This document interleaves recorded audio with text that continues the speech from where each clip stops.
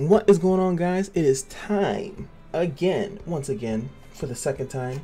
Already went through the new characters. Now let's go through some of the new mechanics. I wanted to make separate videos, as I said before, to pretty much give everything some time to breathe, you know, so you guys can see one thing, look at it, and not be rushed over or anything like that. So what I want to showcase in this video are some of the new mechanics that are coming to the game and some of the newer content that's coming to the game. And of course, we are doing this because we are in the Knights Chronicles Content Creator program. If you guys at all are interested in ever wanting to be a part of these test periods, checking out this stuff early and in advance, or just even wanting the monthly boost of resources that they do provide, you know, obviously great. So, you know, getting some crystals, some gold just for being part of the Knights Chronicle program. Obviously, the links are going to be in the description. You guys can rally up on that if you guys are interested. It's a very easy process. Just tell them what you want to do, tell them how interested you are in the game, and you never know what can happen. Alright, and the first thing that I'm going to show is the new ability to go to the heroic windmill and actually trade your SSRs. So boom, you can go here. Hero transformation doesn't matter 4, 5, 6. I mean, depending on what level the building is. I know most people before would not even use this function, but now you guys can take a fresh 4-star SSR that you might have gotten. I happen to have summoned the Duke on this account because they give you a lot of SSRs in the beginning, and then boom, you select them. And just as a heads up, guys, obviously this is a test build, so these numbers could change, but currently, as you can see, it just costs some of the resources. These resources are from doing dungeons and other aspects like that. The light essence, fire essence, water essence, you guys should know what all the stuff is. Advent essence as well, and then of course your rainbow. So it does cost a hefty amount currently in the test build to transform, which it actually always has. It's just that no one usually would use it because it was only for R and SR units, mostly things that people weren't going to try to transform to get others. You also can see here, these are the pool. I don't know if you guys have ever known, you can look at the list of the pool no matter what character you were doing. So if I wanted to check out, I want a different R unit, it tells you what pool, what can actually pop up in the actual list. So let's go back to the Duke. And as you can see the Duke, you can see all the characters that you are available to switch into. So you can see Damien, Meril, Nemesis, Electra, even newer characters like Lionel, Sarah are in here, which is really good. So, you know, if you really don't like who you got, you can then transform them into another character. Now, one thing I would like to see here is a confirmation that you cannot get the same character. Because if these resources are spent and I got Duke back because I didn't want Duke in the first place, but if he's, you know, if his face is in here somewhere, boom, which he's right here. So let's say he's here and he's technically in the pool and this is technically random. So if I was to get him again, I would be very upset. So I hope that there is something that they can do to ensure that can't happen, because that would just be very frustrating. Next up, what I wanted to show you guys is, of course, the epic quest of Meril. Well, not show the entire thing, but show some of it. I'm not going to showcase the story. I'll leave that up to you guys. I don't want to spoil that for you if you're interested. But of course, we have the lovely Monster Hunter Meril. She turns into a monster hunter. Let's see the improvements to her skills, right? Now, as you can see, previously she, you know, was definitely a heavy debuffer, hit multiple targets. Now, instead of that, she's going to be removing buffs. As you can see, goes up a little bit higher, a higher chance to remove buffs on her S1 instead. Now, looking at the S2 in the costume, again, now we have some ignore defense. This one was if they were branded. Now this one is going to ignore defense if the target has a buff. So the S1 is going to be stripping buffs, but if they buff again, or if it's your first turn, you might want to S2 first, because now you have a chance to do additional damage if they have a buff on. And the S3 obviously was a AoE reduce recovery amount, which was not that crazy, especially when she first came out. I mean, healers were annoying, but it was just kind of like, you really didn't care about that. But now we have an S3 that one penetrates and at the same time has a chance to remove all buffs from 3 targets. I would have preferred if that was all targets, but that, you know, we have to start somewhere. But no, but it's pretty good to be able to remove all buffs from a target. It's the same thing of Christian. Christian has his S3 removes all buffs. David removes all buffs if they are hybrids. So this is really good for actually bringing her more into actual dungeons, PvE dungeons, where removing buffs actually makes sense, or you know, just to hit all the characters and then remove buffs from some of them. Like, not that you would bring her into Nikita, but just to use Nikita as an example, to take her adrenaline buff is really good, while hitting other targets. Not, you know, pretty good to be able to do. Obviously in PvP it's going to be a better thing to do. AoE remove everyone's buff. Vlad is a really big issue right now in PvP, the giving everyone stealth. So one, it hits everyone, it take everyone out of stealth, and any other nasty little buffs that they have, like Verdandi and these characters that constantly buff themselves over course of time. It's nice to have a skill that, you know, if she goes first or second, third, fourth, whatever, she can start this, not start it, but she can hit the S3 and actually have a chance to remove buffs, depending on, you know, better chance depending on how high the level is. And she also has new passives. It goes from a 50% chance to burn to a 90% chance to burn when attacking. So now, like I said, all her stuff is multi-hitting, multi-target, AoE. So now she has a high chance to really burn those targets when she is hitting. Also a high chance to brand those targets as well. Only if they are burned though, which is a high likelihood if they're burned, because that. And it's also gonna really help her fit into the Roy and Natsu, who are obviously now in the game. Burning is very easy to do, and now to be able to burn and brand, if you guys don't know what brand does, it'll take additional damage if you are branded. It's like a targeting thing, so that's pretty good. So if they're burnt and if she's attacking, and then boom, they'll get a brand. That's 2 debuffs on the target.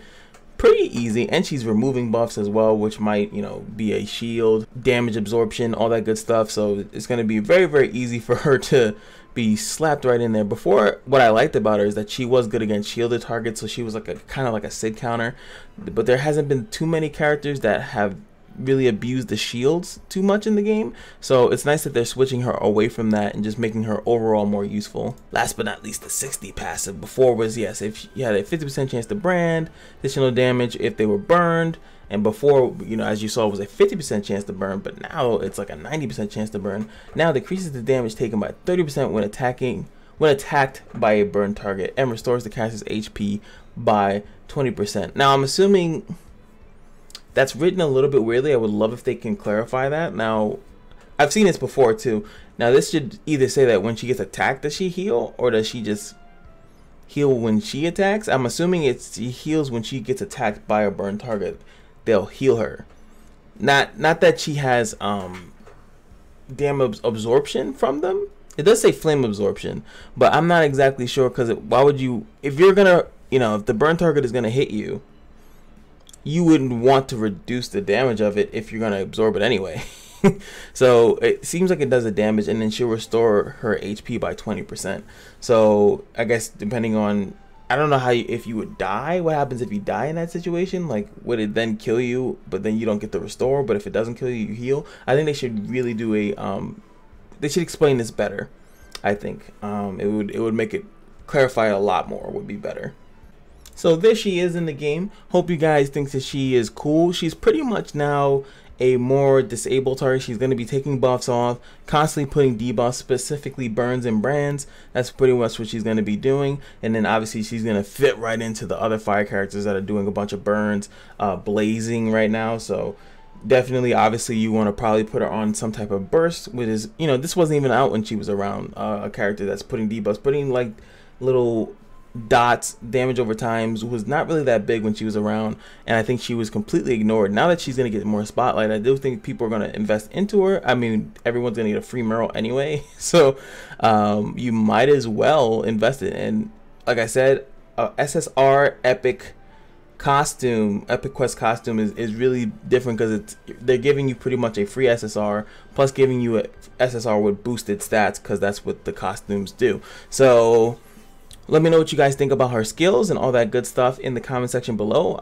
Obviously, they would like to see it, and I would like to see if you guys are going to be running her or even interested to do it, because it is a lengthy process unless you decide to go with the deluxe. It does take a couple weeks to do it, so keep that in mind. I don't see any differences from the Epic quests that are early in the game comparison to this one, so it does take a little bit if you don't want to spend any money, but you still can achieve it by just playing it. Do the epic quest. It's very easy. The quests are very, very easy to do. So it's not like it's difficult. It just takes a little bit more time if you're trying to save money to buy other things in the game or buy other things in real life like food. So yes, it is free to play. That's why I want all the epic quests to be done this way. All the costumes I would prefer would be done this way if they were going to change the skills and the passives. I really hope that you guys listen to that, because I think that would, a lot of the people in the community would really like that if the costumes were obtainable over even the course of 3 weeks to a month, but you were able to eventually get it. And for the people that want to support and the people that want it immediately, they can just pay to get it that way. I think that would be a lot better, and it would allow, you know, everyone to be happy. I don't care when I see someone that has something earlier than me, if they could spend money, but I can still get it even months down the road. You guys know, this is like 9-month anniversary going on to a year, and I'm pretty sure that, even not that people would hope that it took a year, but I'm pretty sure that people wouldn't have minded if it took them an extra month or so to get something that someone got on day one. And plus, who doesn't want this character portrait? Look at this thing. It's like, oh. Oh man, her character portrait is hilarious. But speaking of character portrait, I also wanted to come into here because I wanted to showcase to you guys the new hero box system. Now the characters will have their names underneath them, so you will pretty much, like, sometimes the characters, you'd see a big wave of faces, you didn't really know who was what, but now at least you can see the name and you can pretty much look there instead of looking up to the faces and having to memorize what purple star they were. That was kind of how I did it. I would just try to memorize, oh, how leveled up with that character or whatever. So now you can see the name. I would prefer here, since they did add the names, I think they can go to the extra step of giving us a sorter like heroes. And I never knew what vendor meant, and don't really know what materials does, because sometimes I guess the materials bring these up to the front. Don't know what vendor really means. I would prefer, hey, they can even take vendor out in my opinion and put by name, because I think I've said this before, is that if we're gonna put the names here, so now if I want to use my Damien and my, you know, I need to find where's my Ashley, instead of when I sort by element and I put darkness, you know, I might still have to, and you know, this is the test build, so like my hero box is a clutter, so I want to find Ashley as quick as possible. And I know that they put the activeness up there, but when I sort, I want it to be sorted by what I sort by. Like, if honestly, active should be its own separate sorting thing. Like, who are characters that I use all the time? That could be a sort function. But with, now that they have the names, they should be allowed us to sort by name. I think that would be a really good improvement, and it would help out a lot as far as finding characters that you really want. And also, let's go into, since we're here, let's go into the next aspect, which is going to be the rune system. Alright, so let's say, boom, we have this brand new Rune of Protection. It has 2 auto HP recoveries and HP increase. Whatever. Obviously, I probably wouldn't use this myself unless it was a specific character that really utilizes HP recovery. But what we're going to showcase here is that now they have auto enhance. So instead of doing this every time, I can now just put +3, +6, +9, +12, +15, whatever amount that I want to go to. Here I'm just going to do +3, and it's going to keep autoing and finishing itself out until pretty much it's done. So this is pretty cool because now it's just doing it. Lets me know the balance. It has like a nice little pause here, which I kind of do like, that it kind of pauses and gives you a chance to be like, no, don't go, before you have to go too further. Now again, I would just, in my opinion, prefer if they would just, you know, not have a chance. I think that a lot of people don't like, especially myself, to actually go to +15. It's nice that they also darken that out, right? Because it's just that you just lose too much resources to RNG. I think that they should have a set amount of gold in which it just, that's it. Like if it takes 5 million gold to get to +15 altogether, or even higher than that, to be honest, at least you can just guarantee it, work towards it, save up gold, and then boom, get a perfect rune that you knew that was really good, and then you'd be fine. Other games have added something like this, and you would put +12, and you might not end up at +12, and you know, you would end up losing all your resources, and then, well, you just kind of like walk away with a sad face. So I really would rather them just have it not RNG rolled and just be a thing where you just upgrade it straight up. Upgrade. I would like that change. No rate chance. I'd never like that in any of the games. So that's just my personal opinion. Let me know again what you guys think. This is huge. This is a test build. This is subject to change. This could, your feedback, guys, could be very influential. This is the first time, if you guys have not paid attention, that we've been able to go into the game, see all the new stuff, evaluate it, and make a video and say something. So this is huge. So if you guys think this is a good system, if you don't, let them know. Say, hey, I watched XYZ's video and I agree. I watched this video and I disagree. Keep doing it the way that you guys do it. You can definitely disagree with me. You know, that's perfectly fine. But will you disagree with me about the awakening of the hero? Let's go into that right now. As you guys know, Damien and Ashley are going to be getting the awakening, the brand new awakening. Now, I haven't gone into this because I wanted to do it live, and as you guys can see, Awaken Heroes is going to be now part of the Heroes tab. And then boom, boom, which one should we do? Damien kind of is not going to be relevant to the new Advent Dungeon, so let's go to Ashley. So this is Ashley's awakening screen. As you guys can see, it's going to cost you some resources. Awakening Essence, which we guys know is now going to be part of just doing Advent Dungeons. We got the Rainbow Essence, which is acquired throughout the game, like in various different locations, and of course Essence, like Dark Essence, again, same thing.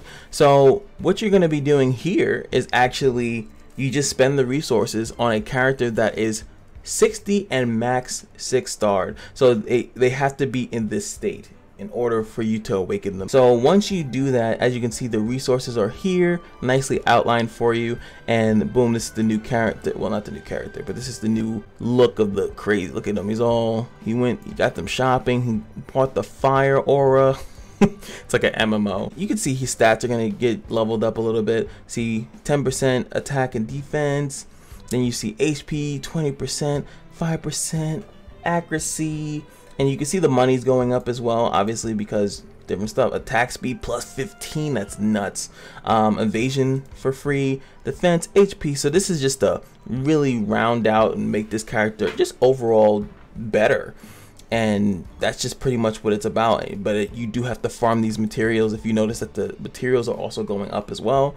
So you have to farm these materials out. Don't want to focus too much on this, guys. Remember, this is a test build, so this 20% might go down to 5, or heck, it might go up to 30. You don't know. But it's just to showcase that this is how the system works, and I wanted to show you guys the system. So if I want to keep making this actually so good, I can do that. And this is actually a system that I would have preferred even over the costume system, and because it technically is a costume, it changes the way that they look, but at the same time, it gives them stats.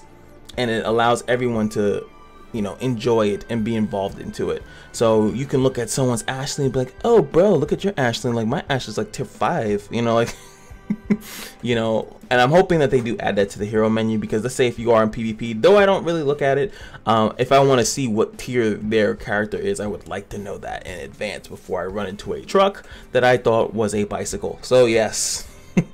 So yeah, what do you guys think about the awakening system? I think that this is a good system, and I think that they should keep doing stuff on this and keep giving characters skins and stuff like that that do show an upgrade to their original design. Like, this doesn't change Ashley into like a completely different looking character. It just makes it look like he got stronger, which is great, because we all have characters that are level 60, 6-star purple, and they're just sitting there, they're at their peak. But now we can work on them a little bit more, which gives us a more incentive to play the game. And I think that that's what they want to do, and I think honestly it accomplishes that exact thing. Oh yeah, let's see what happens when we awaken him. We knock him on the head with some water. What happens? See if they made an animation for it. Oh nice, they do. I honestly didn't think they would have animation, but they do. Okay, you guys, I see it. So now instead of the purple, now it turns into a rainbow star. Interesting. So now you get to, you know, now I guess that's a way to see. So now I know that he is tier 1 because he is purple, purple, purple, purple, oh, rainbow, and 1 rainbow star. So good. And you can actually see it here on the thing. So that's why, okay, so I was like, oh, how do I know? Now I know. Now I can see why. You'll see the rainbow color. They see, they already got me. They got me covered, baby. All right. Can't forget to show off the boy Damien. I like his outfit as well. Looks really cool. Really, really cool. Now let's look at what happens when you awaken him. Let's see his animation.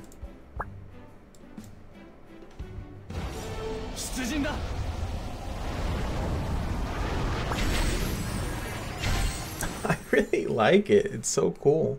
Oh god, I almost forgot. So look, when I clicked on this, I didn't actually know like what this was. I just clicked on it randomly, and then I backed out and I saw that that is actually a third passive. So now you get 3 passives now with Awakening.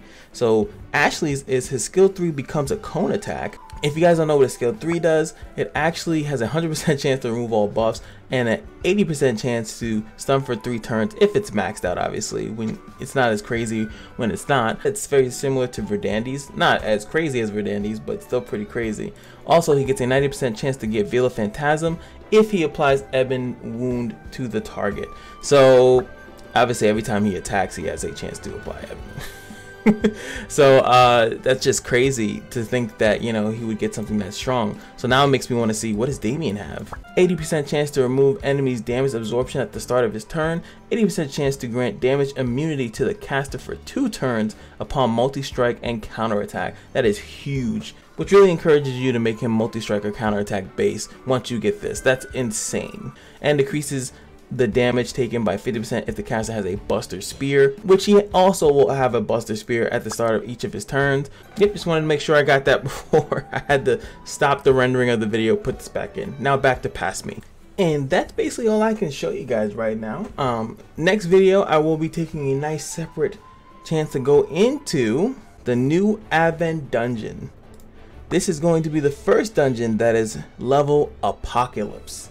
So it's probably gonna go gear into why, you know, you need to Ashley, and you probably want him to be super duper awakened. So we're going to that. We're gonna see the mechanics, you know, give a nice little rough draft to it, and then yeah, I probably won't even be able to pass it. But you know, we'll see what we can do. Because I have to actually farm runes and stuff like that, and I don't feel like doing that. But I want to show you guys it. Hopefully we can at least go through all the stages and see what's going on. But that will be another time. Thank you guys so much for watching. Like, comment, and subscribe. And I'll see you guys in the next video. Peace.